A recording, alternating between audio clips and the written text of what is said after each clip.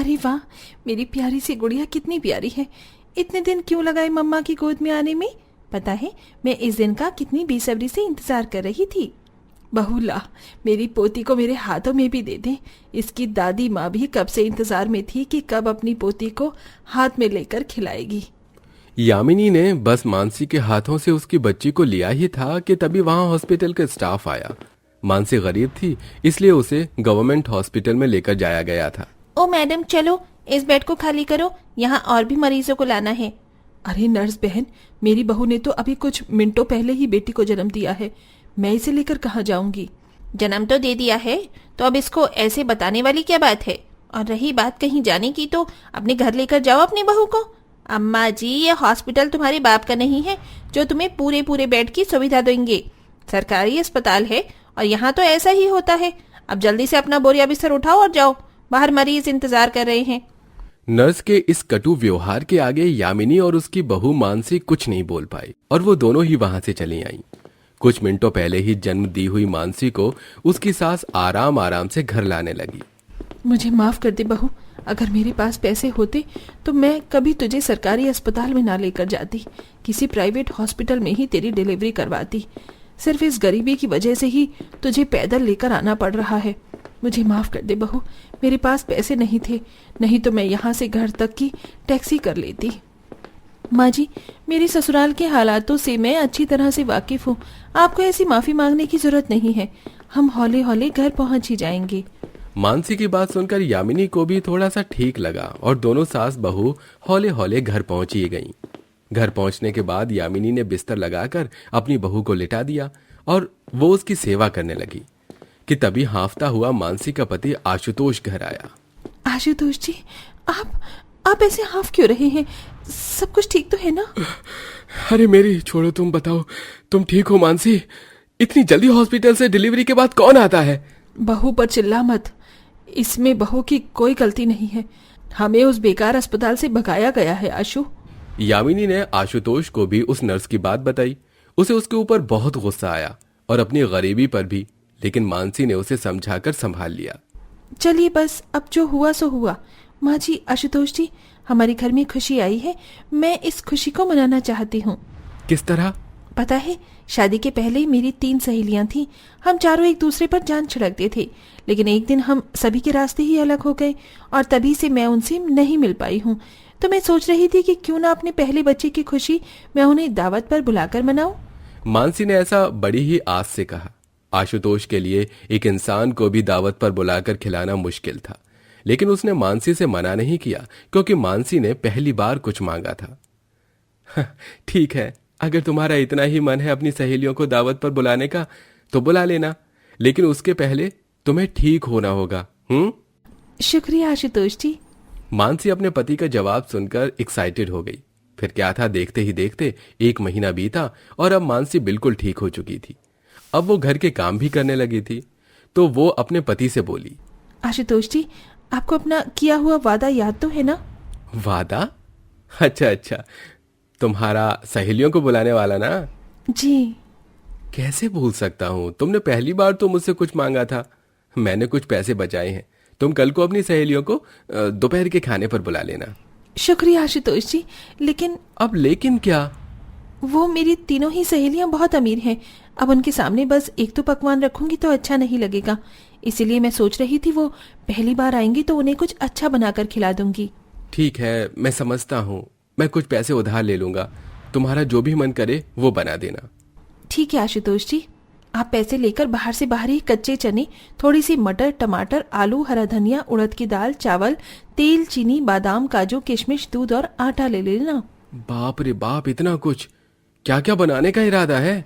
मैं कल वेज बिरयानी, साथ में छोलों और आलू की सब्जियां, पूरी, आलू और टमाटर की हरे धनी वाली सब्जी और मीठे में खीर बनाऊंगी।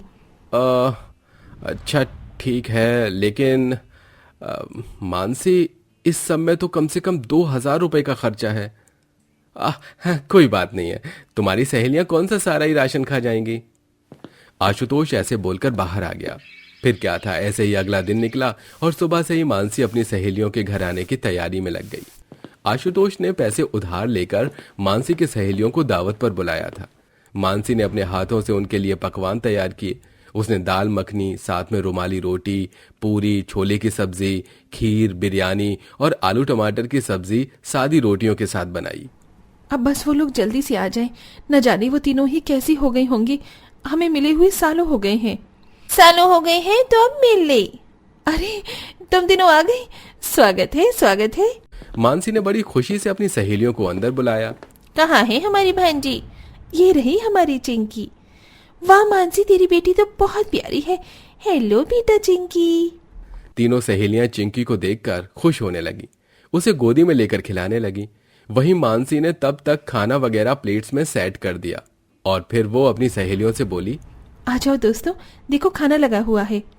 अरे माँ जी आइए, साथ साथ खाना खाएंगे। अरे वाह मानसी, तूने कितना कुछ बनाया है और खुशबू भी कितनी अच्छी है। चलो जल्दी से खाना खा लेते हैं। हाँ हाँ तुम सभी बैठो, मैं तुम्हें खिलवा देती हूँ। नहीं, हम तेरे बिना हरगिज़ नहीं बैठेंगे। अच्छा बाबा ठीक है, मैं भी आ रही हूँ। ऐसे बोलकर मानसी अपनी सहेलियों के साथ ही खाना खाने बैठ गई। सभी ने खाना शुरू किया, लेकिन मानसी की सास और मानसी नहीं खा रही थी। वो बस श्रद्धा, सोनल और मानसी को खाते हुए देख रही थी। बहू तेरी सहेलियां इंसान भी है।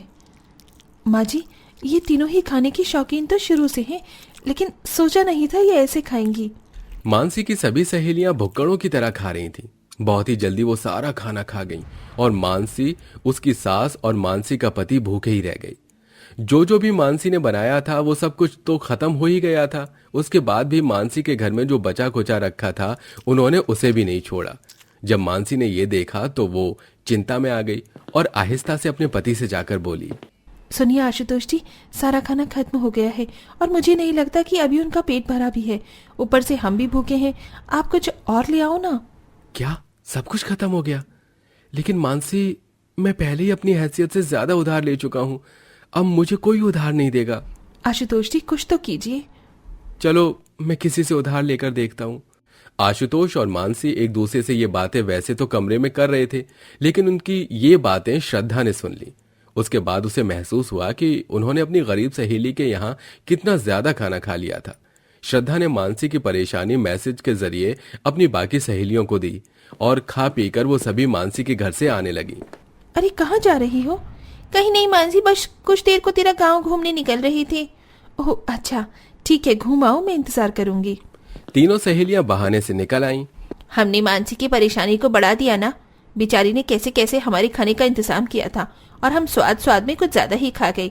हम ऐसे अफसोस करने से क्या होगा? हमने गलती की है तो हमें उसे सुधारना ही होगा। चलो हम ना एक काम करते हैं। तीनों ने एक प्लान बना लिया और कुछ देर बाद वो मानसी के घर पहुंच गईं। घूम लिया गाँव, कैसा लगा? बहुत सुंदर। अच्छा मानसी, अब बहुत देर हो गई है, हम चलते हैं। ये ले हमारी तरफ से तेरे लिए तोहफा। अरे इसकी क्या जरूरत थी? मानसी ने वो तोहफा ले लिया और उसकी सहेलियां चली गईं। उनके जाने के बाद सभी बातें करने लगे। मानसी, तुम्हारी तीनों सहेलियां तो बहुत भुक्कड़ हैं। कोई बात नहीं, अब वो अमीर है तो खाती पीती भी है। बहू, उन्होंने तुझे क्या तोहफा दिया, उसे खोलकर तो देख। मानसी ने अपनी सास के कहने पर उस तोहफे को खोला। उसे देखते ही सभी की आंखें फटी की फटी रह गईं। उस डिब्बे में हीरों से बना 9 लखा हार था। हे भगवान, बहू ये कितना चमक रहा है, मानो हीरो का है। माँ जी ये हीरो का ही है, ये 9 लखा हार है। मानसी की बात सुनकर सभी कुछ देर को शांत हो गए। मानसी की सहेलियों ने बिना जाहिर किए उसकी मदद की थी। मानसी के पति ने उस हार को बेचा और अपना कारोबार शुरू किया। अब अपनी सहेलियों की खातिर उसके भी दिन सुधर गए थे और अब सब कुछ ठीक हो चुका था। तो दोस्तों, क्या आपका भी कोई ऐसा दोस्त है? और अगर है तो क्या आपकी दोस्ती भी इतनी ही पक्की और गहरी है? हमें कमेंट करके जरूर बताइएगा।